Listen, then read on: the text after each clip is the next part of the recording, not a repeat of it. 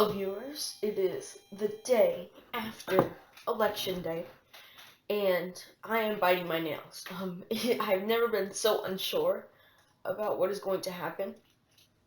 Basically, I'm just going to do a briefly going over what has happened so far, and what I think will happen in the coming days, or foreshadowing the coming months.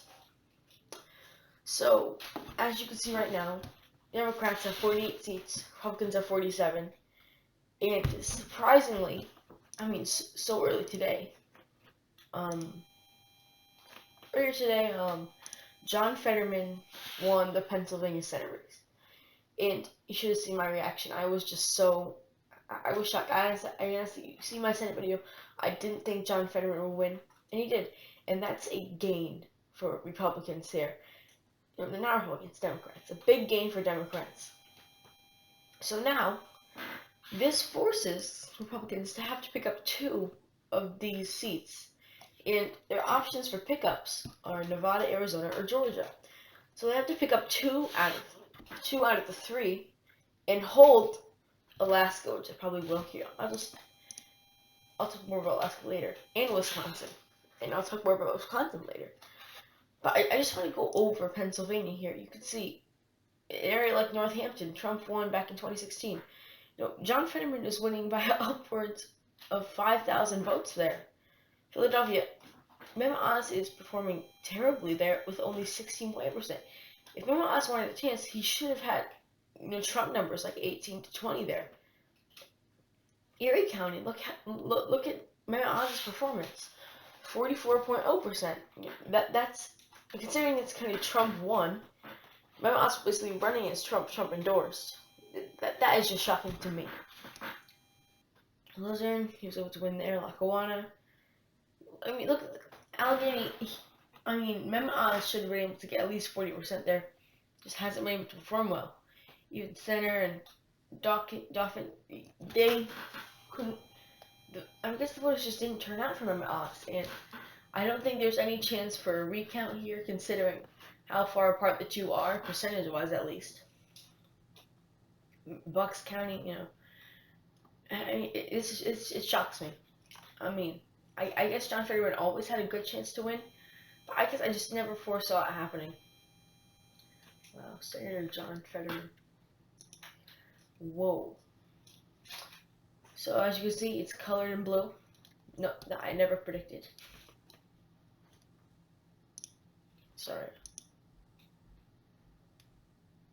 Okay. Moving on from Pennsylvania, I want to talk briefly about Alaska for a second here. So Lisa Murkowski and Kelly Tshibaka are in basically a dead heat to see who's going to win this, what is it called, the ranked choice voting. So, I don't know what's going on with the data here.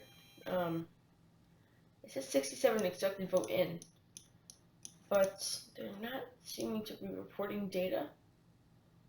I don't know what that means, but yeah, as you can see, Kelly Tshibaka leads in the first breakdown of the votes for ranked choice by barely like 3,000 votes, but that's a lot for Alaska, considering it's Alaska.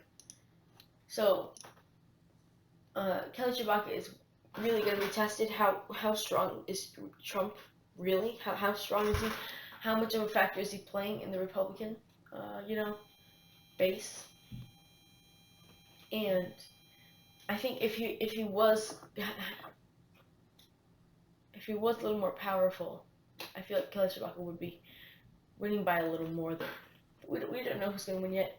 All we know is that it will be a Republican seat it will be a Republican seat at the end of the day.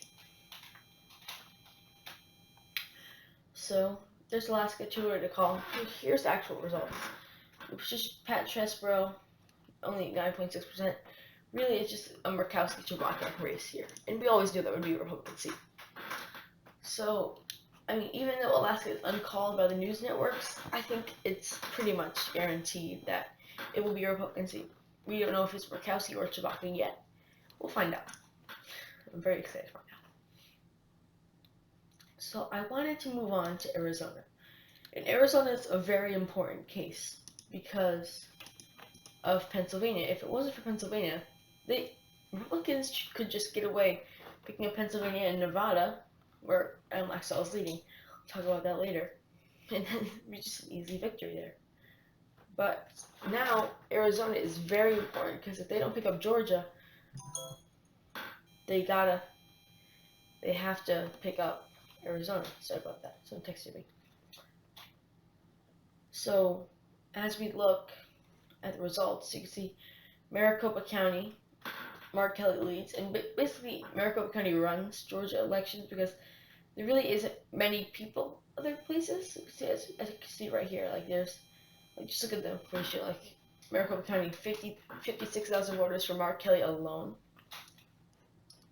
And I don't know what Arizona is waiting for in terms of counting votes. Like I really don't know what they do there. Like just count the votes. It's not difficult.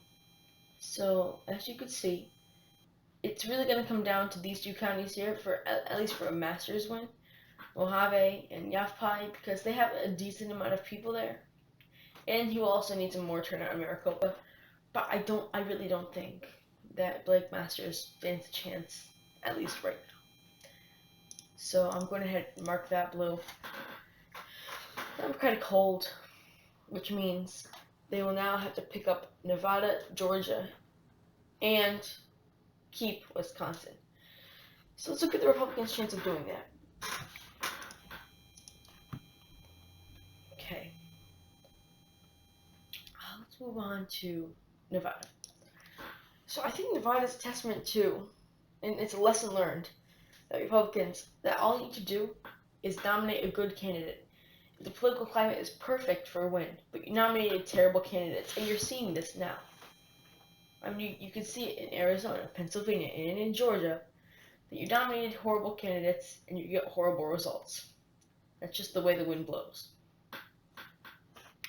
But Adam Laxalt here is really showing some hope for Republicans.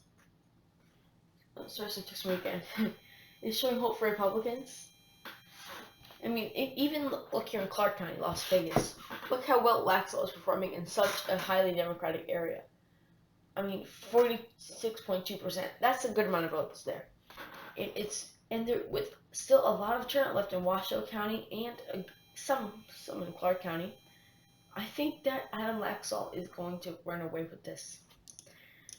A Republican gained a huge, huge benefit to Republicans. They needed this, and they got it. So I think it's just a matter of time before the news companies start to call this for Adam Laxalt. As we move on to, let's go to Wisconsin. So Wisconsin is right now critically important. Ron Johnson needs to win for any chance of Republicans doing this. If you look at the big areas, Madison, Dane County, and Milwaukee County, I think if Mandela Barnes wins, it's going to be because of Milwaukee County. There is still a good amount of votes left there, and really, they're only being separated by 32,000. So if you look at Milwaukee, there's still a good amount of votes left, and if you combine that with everything else that Mandela Barnes is going to get, he has a really good chance.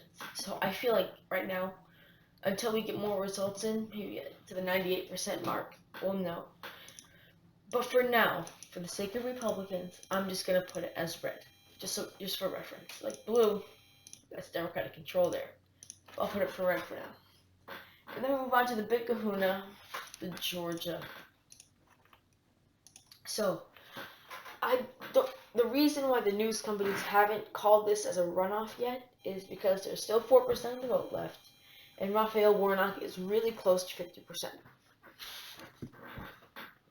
As you can see right here, huge turnout in Fulton County and DeKalb County, which is killing Republicans right now. Obviously, this area down here, really, it's a regional race. In that Atlanta area, this area down here, I don't know what's different. No, this area is just the same as this pretty much. In the Savannah County, Liberty County, and Chatham County. Maybe Augusta County. Yeah, take it or leave it. But Another one. Herschel Walker must win. Herschel Walker must win.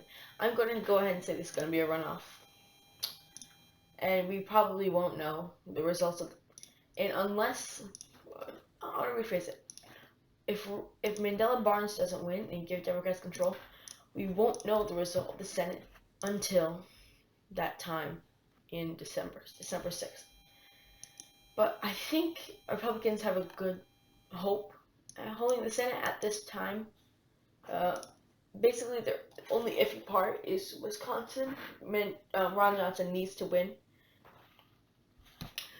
But as far as Georgia goes, Chase Oliver, 2.1%. And we know that Libertarians tend to vote with the Republicans.